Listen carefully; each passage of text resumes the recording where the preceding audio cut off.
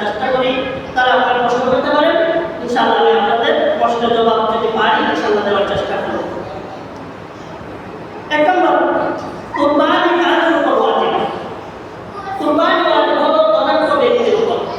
যে ব্যক্তির ধনাঢ্য ব্যক্তি, সম্পদ আছে, ধনী ব্যক্তি, তার উপর কুরবানি ওয়াজিব। আবার কুরবানিটা কিন্তু যাকাতের নিসাবের মতোই কিন্তু কুরবানি ওয়াজিব হয়।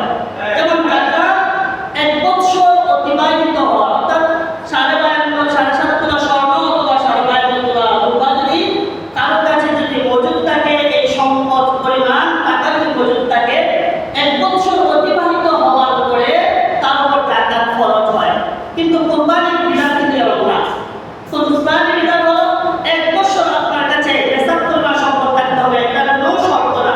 কুরবানির শর্ত হলো জিলহজ মাসের 10, 11, 12, জিলহজ মাসের 10, 11, 12 এই 3 তারিখের ভিতরে যদি আপনি নিসাব পরিমাণ সম্পদের মালিক হন, অর্থাৎ ফুকাহায়ে কেরাম, বেশিরভাগ ফুকাহায়ে কেরাম বলছেন 52 তোলা রূপার সমপরিমাণ, বর্তমান বাজারে 90,000 টাকা।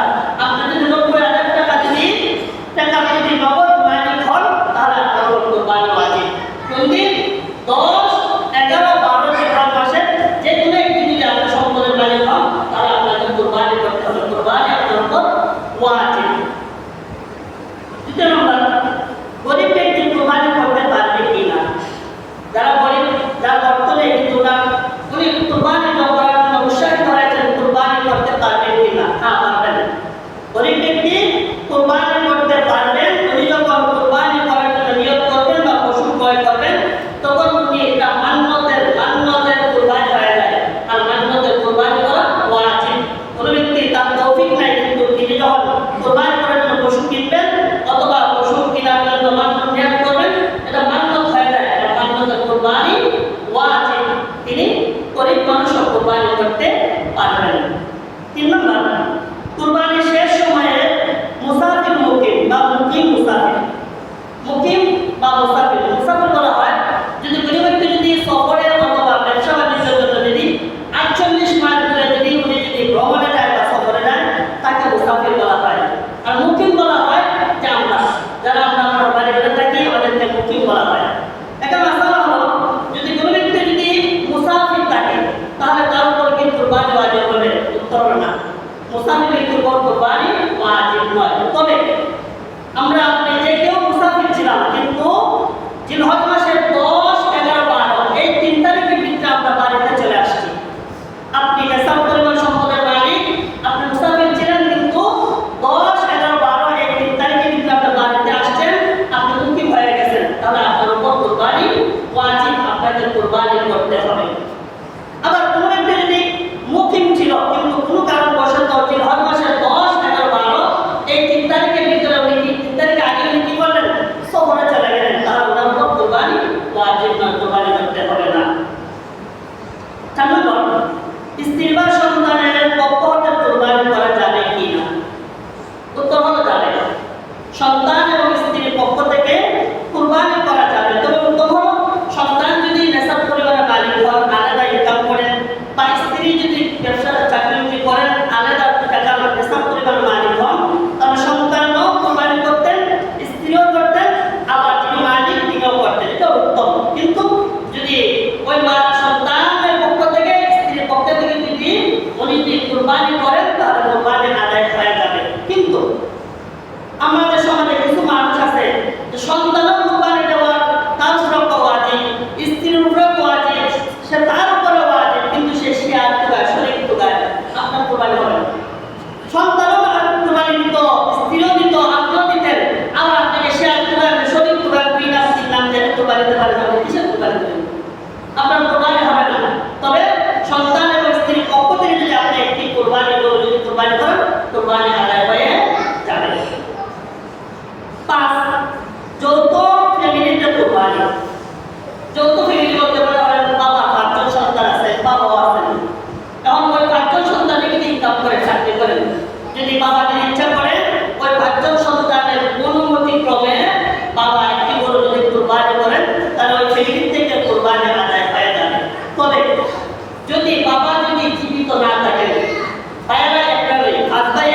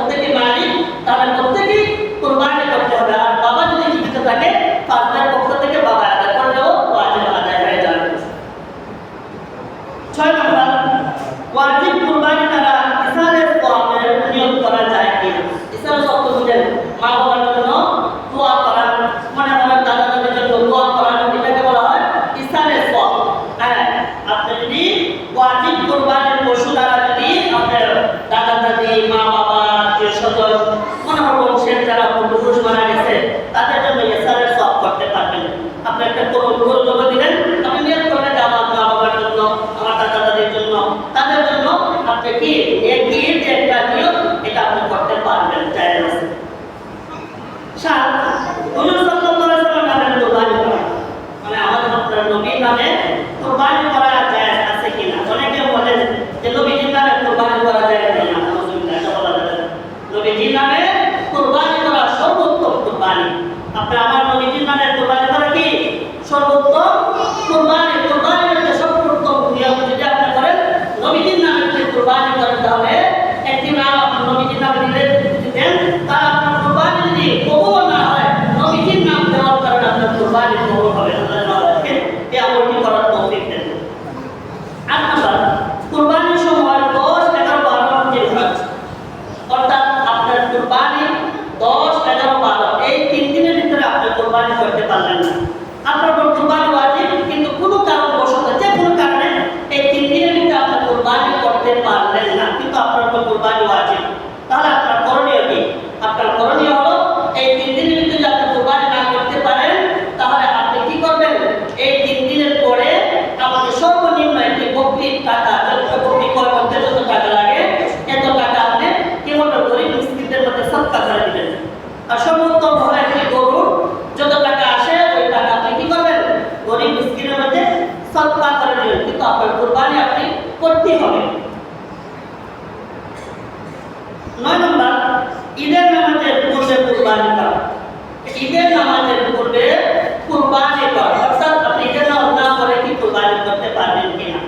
উত্তর হলো না, আপনি ঈদের নামাজ না পড়ে কুরবানি করতে পারবেন না, কুরবানি করলে আপনার কুরবানি হবে না। তাহলে এটা একটা মাসআলা হলো, যদি এমন পরিবেশ তৈরি হয়, যেমন আমরা প্রচুর বৃষ্টি হইতেছে, যে এমন বৃষ্টি হইতেছে কেউ ঘর থেকে বাড়ানো সম্ভব না, অথবা বজ্রপাত হইতেছে কেউ ঈদগাহে যাওয়া সম্ভব না, মসজিদে যাওয়া সম্ভব না, এমন পরিবেশ যদি তৈরি হয়, তাহলে মাসআলা হলো সূর্য যখন হেলে যাবে, অর্থাৎ মনে করেন আমরা দুপুর 12টা 12:30 থেকে মাথার উপর সূর্য আসে, এরপর সূর্য পশ্চিম দিকে হেলে যায়, ওই সময় পর্যন্ত অপেক্ষা করতে হবে। সূর্য যখন হেলে যাবে তখন আপনি কুরবানি করতে পারবেন। খেয়াল রাখবেন মাসালা, আপনার খেয়াল রাখবেন। 10 নম্বর, এক শহরের বিভিন্ন সময়ে ঈদের অনেক জামাত হলে করণীয়। মনে হয় একটা শহর, মানে হবিগঞ্জ শহর, এই শহরের যে কোনো একটি ঈদগাহে যদি ঈদের নামাজ আদায় হয়ে যায়, তাহলে বাকি যত মানুষ আছে, এই শহরে যত মানুষ বসবাস করে, যে কোনো এক ঈদগাহে ঈদের নামাজ আদায় করলে বাকি মানুষগুলো কুরবানি করতে পারবে। আপনি ঈদ নামাজ না পড়েও কি করতে পারবেন? কুরবানি করতে পারবেন।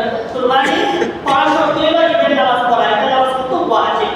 তাহলে আপনি যে কোনো কারণবশত ঈদ নামাজ পড়তে পারছেন না, কিন্তু শহরের মধ্যে যে কোনো একটা ঈদগাহে ঈদের নামাজ আদায় হয়ে গেছে, বাকি মানুষগুলো কি করতে হবে? কুরবানি করতে পারবে। 11 নম্বর, কুরবানির পশু সময় মতো কুরবানি করা না গেলে, এই যে আগে মাসআলাটা বললাম, যদি সময় মতো কুরবানি না করতে পারেন, তাহলে আপনি কি করবেন? পরবর্তীতে সদকা করে দিবেন। আপনি একটা বকরি অথবা একটি গরুর টাকা যতটুকু আসে ততটুকু। 12 নম্বর, কুরবানির পর জানা গেল নামাজ হয়নি। মনে করেন আপনি ঈদের নামাজ পড়বেন, পড়ার পরে যিনি ইমাম সাহেব ঈদের নামাজ পড়াইছেন, ওনার ওযু ছিল না, অথবা উনি কোনো নামাজ পড়াইতে গিয়ে কোনো নামাজের ফরজ অথবা ওয়াজিব বাদ দিয়ে দিয়েছেন, যে কোনো কারণবশত নামাজ হয় নাই, কিন্তু মুসলিম কেউ জানে না, পরবর্তীতে জানা গেছে যে ঈদের নামাজ কি সঠিক হয় নাই, তাহলে আপনি কি করবেন? কুরবানি করতে পারবেন? হ্যাঁ, কুরবানি আপনি ঈদের নামাজ পড়ার পরে ঈদের জন্য নামাজ যদি নাও হয়, তাহলে আপনি কি করতে পারবেন? কুরবানি করতে পারবেন। 13 নম্বর, রাতে কুরবানি করা। মনে হয় দিনের বেলা আপনি যে কোনো কারণবশত কুরবানি করতে পারছেন না, কারণ আপনি কি রাতে কি কুরবানি করতে পারবেন? হ্যাঁ, রাতেও আপনি কুরবানি করতে পারবেন। 11, 12, 11 না 10, 11, কিন্তু 12 দিন যে রাত, এই রাত করা যাবে না, কারণ রাত আগে চলে। আর 12 দিনের রাত্রে যেটা 13 তারিখে রাত হয়ে যায়, আপনি 10 এবং 11 এই 2 রাত থেকে কুরবানি করতে পারবেন। 14 নম্বর, কুরবানির পশু সময় মতো কুরবানি না করা হলে করণীয়। কুরবানির পশু যদি আপনি সময় মতো কুরবানি না করতে পারেন, তাহলে আপনার করণীয় কি? আপনার করণীয় হলো, এখানে অনেক মাসআলা আছে। একটা মাসআলা হলো আপনি সময় মতো কুরবানি করতে পারছেন না, কিন্তু আপনি তার সত্ত্বেও পারছেন না, আপনি কি করছেন? কুরবানির পশুটি এই 3 দিনের পরে আপনি জবাই করছেন। আপনি যদি 3 দিন পরে যদি জবাই করেন, তাহলে ওই মাংসটি আপনাকে কি করতে হবে? আপনি খেতে পারবেন না। এটা কেন? যদি 3 দিনের ভিতরে জবাই না করেন, তাহলে এর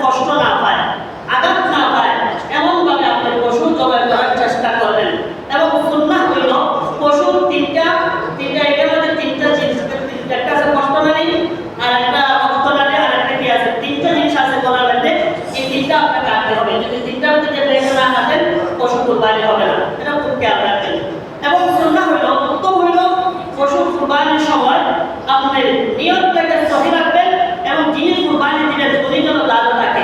অনেকে আছে দৌড়াইয়া দাঁড়িয়ে যায় না, যেগুলো দৌড়াইয়া দূর দূর থাকে নিচালি বলে না।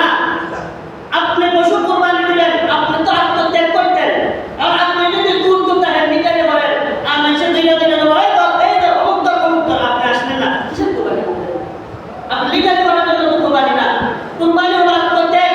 আপনাকে সাধারণ থাকতে হবে, আপনার মন ধরতে হবে, আপনার চোখ দিয়ে পানি পড়তে হবে যে আমি আল্লাহর রাস্তায় কুরবানি করতেছি, আল্লাহ আপনি আমার কুরবানিটা কবুল করেন। নিচালি হলে কুরবানি করা যাবে না, এটা খেয়াল রাখবেন। তারপরে হলো কুরবানির সময় দোয়া করা উত্তম। কুরবানির পশু যখন জবাই করা হয় তখন জানা শোনা একটা কুরবানি করতে হয়। যে ব্যক্তি ফাঁসল করে দেয় কোনো নামাজ পড়ে না, কিন্তু কুরবানি তো যে কেউ করতে পারে, খসাই তো বেশি আর উনি করতে পারে, কিন্তু আপনি তো কোনো নামাজ পড়েন না, কিছু জানেন না, আপনি একদম পশু জবাই করলেন, আপনার পশু কুরবানি হবে না। কুরবানি করতে হবে যিনি জানে, যিনি আল্লাহওয়ালা নামাজিওয়ালা, যিনি আল্লাহকে ভয় কিন্তু জানতে করে আছে, ওই ব্যক্তির কুরবানির পশু কুরবানি করতে হবে। এবং কুরবানির পশু জবাই করার সময় দোয়া করা উত্তম। দোয়াটা কি? ইন্নী ওয়াজ্জাহতু ওয়াজহিয়া লিল্লাযী ফাতারাস সামাওয়াতি ওয়াল আরদা আলা মিল্লাতি ইব্রাহিমা হানিফাও ওয়া মা আনা মিনাল মুশরিকিন কুল ইন্না সালাতি ওয়া নুসুকি ওয়া মাহইয়ায়া ওয়া মামাতি লিল্লাহি রাব্বিল আলামিন লা শারীকা লাহু ওয়া বিযালিকা উমিরতু ওয়া আনা আউয়ালুল মুসলিমিন আল্লাহুম্মা মিনকা ওয়া লাকা ওয়া মুহাম্মাদিন ওয়া উম্মাতিহি। এই দোয়াটি করা উত্তম। আমরা যদি এই দোয়াটি যদি না জানেন বা দোয়াটি না পারেন তাহলে কিছু বলতে হবে বিসমিল্লাহি আল্লাহু আকবার বলে কুরবানি করতে হবে। 17 নম্বর, কুরবানির পশুকে ছুরি দিয়ে আঘাত করা। এটা খুব মন দিয়ে শুনেন। কুরবানির পশুকে ছুরি দিয়ে আঘাত করা আমি প্রায়ই দেখেছি যে কুরবানির পশু জবাই করার পরে কসাই অথবা সেজন্য মানুষ একটি ছুরি দিয়ে পশুর গলার মধ্যে আঘাত করে, পশুটা যেন তাড়াতাড়ি মারা যায়। অথবা অনেকে আছে কি করে, পশুর যে টেন আছে, যেখানে কিন্তু রোগ আছে, এই রোগটা কাটলে তাড়াতাড়ি পশুর দম যায়। অনেকে আছে কি করে,